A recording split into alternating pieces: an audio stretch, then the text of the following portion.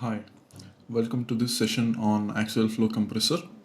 In the previous session, we solved a numerical on Axial Flow Compressor, right? So there they asked to calculate the blade angles, which we did eventually. I hope you understood the concept and the technique we used to solve these numericals. So we will see another type of numerical in this session. So let's begin.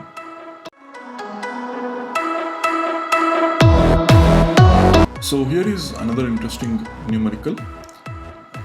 Air enters the axial flow compressor with an axial velocity of 150 meter per second. So please note down, this is axial velocity at standard sea level pressure and temperature. There are no inlet guide vanes. So this is very important. There are no inlet guide vanes, which means there are no vanes that are present to direct the airflow in the direction of rotation of the rotor blades. Okay, so keep that in mind. Then the rotor stage has a tip diameter of 60 centimeter and a hub diameter of 50 centimeters and rotates at 100 revolutions per second. Now in the previous problem, if you understand, it was given the peripheral velocity, that is the linear velocity of the blade was given, whereas in here the rotational velocity is given or the angular velocity is given, right? So we need to convert this into the linear velocity, right? Next, the air enters the rotor and leaves the stator in the axial direction with no change in velocity or radius, right? So this is very important point. We will come back to this while we solve the numerical, right? Next, the air is turned through 30.2 degrees as it passes through the rotor. Assume a stage pressure ratio of 1.2, assuming a constant specific heat and that the air enters and leaves the blade at blade angles. Okay, so very important assumptions in this numerical. So we need to calculate, first is we need to construct the velocity diagram at mean diameter for this stage, and then we need to calculate the mass flow rate, next power required, and finally the degree of reaction. Okay, so this is interesting problem. Let's try to solve this. So here is the velocity triangle, that is the first part of the solution. We have a rotor blade, so we have the inlet velocity triangle and the exit velocity triangle represented as station 1 and station 2. But if you observe the inlet of the rotor carefully, the alpha 1 is not there, right? Alpha 1 is not there because there are no inlet guide vanes, right? So very important. So if inlet guide vanes are not there, so C1 and CA are same, right? So in this case, the absolute velocity and axial velocities are same, and it is entering axially, right? So there is no turning when it enters the rotor blade. Okay, so please be careful. But when the air exits the rotor blade, there will be change in the absolute velocity and its turning, right? So please be very careful and understand the concept before moving on to solve the problem, right? So with this velocity triangle, we will try to move on to solve the other parameters. So first is the value of u, that is the peripheral velocity of the blade. Now they have given the hub diameter and the tip diameter, meaning what? The hub diameter and the tip diameter. So if this is the hub, so this diameter is given as 50 and the tip diameter is given as 60. So the overall blade length is only 10 centimeter. Okay, so please forgive me for the handwriting. So this is the hub and this is the rotor blade, 50 centimeter and 60 centimeter. So I need to calculate the peripheral velocity, that is at the mean blade length. So that is at somewhere here. So what is that? Hub diameter plus the tip diameter by 2. Right? So somewhere at 55 centimeter, we are calculating the U value, 55 centimeters, right? So that is at the middle. So the peripheral velocity would be 172.76 meter per second. Now many of you will make a mistake of taking the position of where you are going to calculate the peripheral velocity as 5. That is wrong. Because the blade length is 10, you are going to take 5, and it's a mistake, right? Why it is a mistake? So let's put some light on that and then we'll move ahead. This is a hub. Okay, let's assume that it has circular. It is not circular now, but we will assume that it has circular, right? Now, if I try to measure the velocity, that is the linear velocity at each and every point, it is different. So even within the hub, the linear velocities are different. So when I attach a blade to this, definitely the tip velocity would be different than the root velocity, right? I'm talking about the linear velocity. Although angular velocity remains constant. Okay, so please understand, angular velocity remains constant, but the linear velocity changes starting from the center of the hub. At the center, the linear velocity would be 0, but as we move away from the center, the linear velocity changes, right? So there will be change in the linear velocity even within the hub, because hub is huge, 50 centimeter dia hub. So there will be change in the linear velocity. Hence, we need to be very careful about this term. Okay, it is not 5, it is 55, right? So please make note of this. Then, next thing is just substitution. We get the value of U, that is the peripheral velocity of the blade, as 172.76 meter per second, right? So this is not an issue. Next, we'll move on to calculate beta 1. So let me just clean the board. Yeah, we'll move on to calculate the value of beta 1, right? So if I apply the trigonometric relation for this particular triangle, I get tan of beta 1 as opposite by adjacent, right? Opposite is U, that is the peripheral velocity, and the adjacent value is absolute velocity of the air, right? So U by CA, and absolute velocity of the air is nothing but the axial velocity, right? So in this case, because inlet guide vanes are absent, right? So whenever inlet guide vanes are absent, alpha 1 would be 0. You need to consider the axial velocity as same as the absolute velocity of the air. Please make a note of this point. So then I will solve for beta 1, tan inverse of U by CA, substitute the values, you get the beta 1 as 49.2 degrees, right? So very interesting concept. Then moving ahead. Now in the question there is one statement given, that is the air is deflected by 30 degrees, right?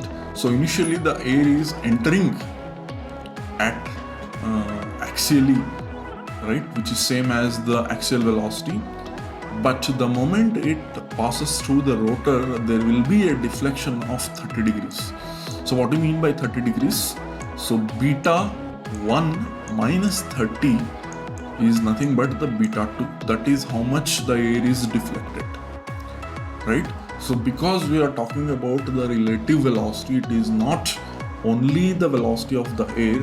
We have the velocity of the air, that is CA, plus the velocity of the rotor blade, right? So the rotor blade is also moving, air is also moving. So the relative velocity changes by an angle 30 degree.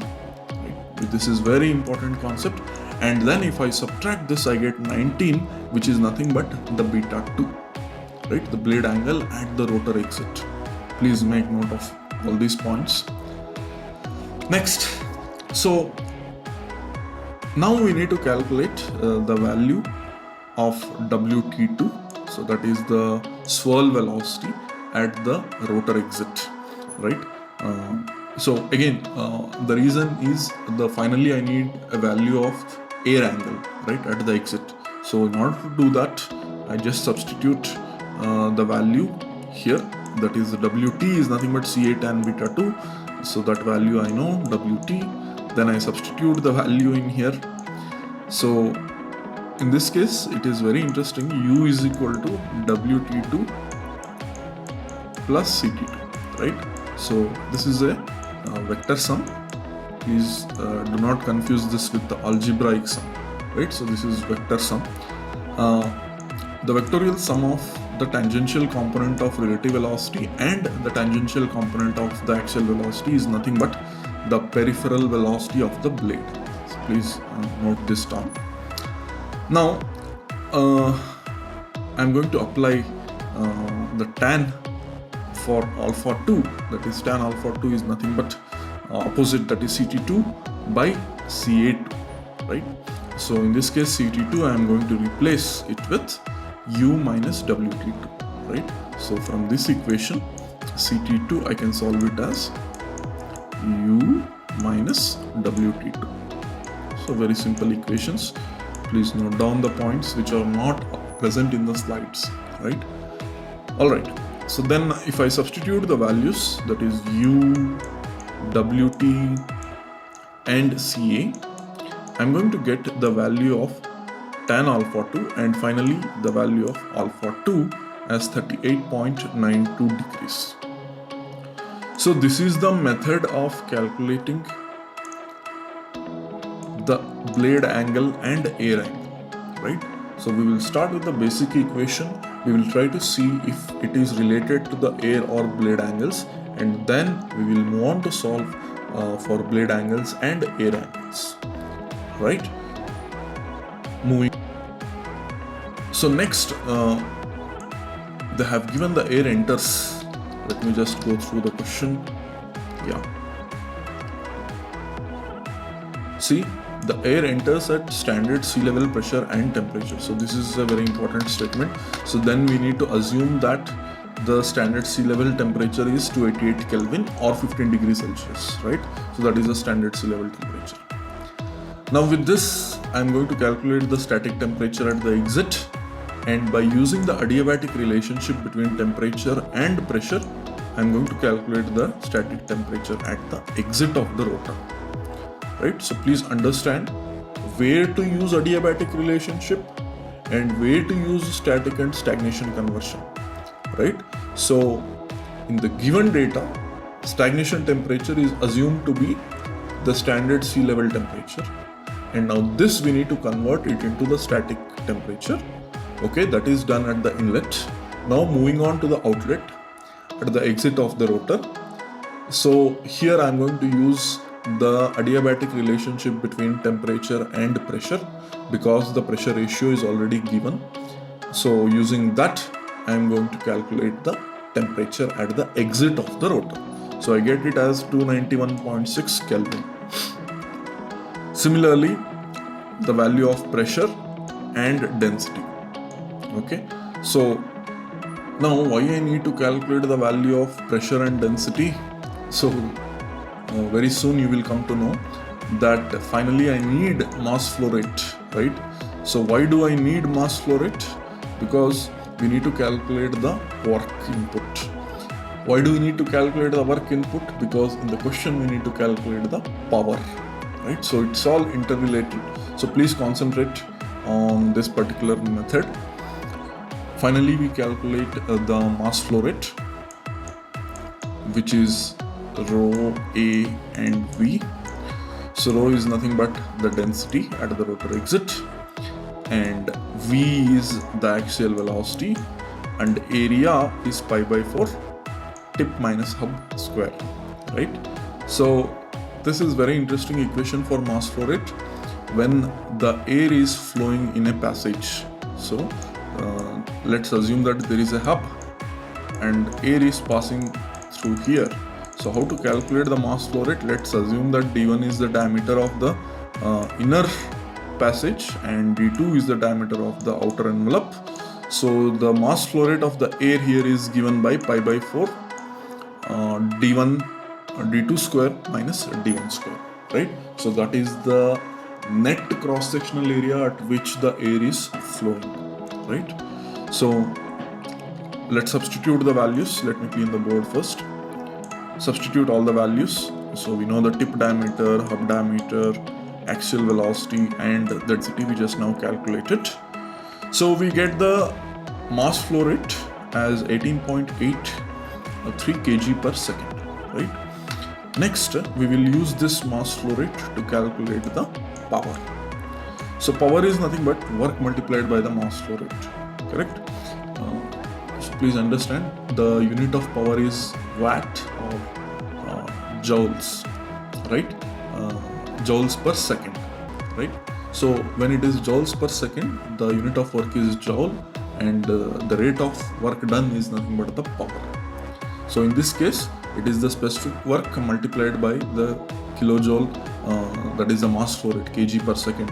So kilojoules per kg multiplied by kg per second. So kg you can cancel, and finally you get the unit of power, that is kilojoules per second. We can also call it as watts, right? So now we just have to substitute all the values. I know the value of work done factor, the peripheral velocity, and the axial velocity, the mass flow rate we just now calculated, beta 1 and beta 2 we calculated, and then finally we are getting the value of power as 397.29 kilowatts, right? So this is the power required by the compressor to compress the air. Okay. Next, finally, we need to calculate the degree of reaction, and that is by using this equation, Ca by 2u multiplied by tan beta 1 plus tan beta 2. All the values are known. Ca is known, u is known, beta 1, beta 2, all are known. You just have to substitute the values and get the degree of reaction as 0.65. Now, what is the significance of this 0.65? If the degree of reaction is 65%, that means the majority of the change in enthalpy or the pressure rise is happening in the rotor blade row. Now in this case it is 65%. 65% of the pressure rise is happening in the rotor, and the remaining 35% is happening in the stator, right? That's how you analyze the degree of reaction, and that is a physical meaning of degree of reaction. Okay, so we will end this session. In the next session, we will take up another problem and we will try to analyze that.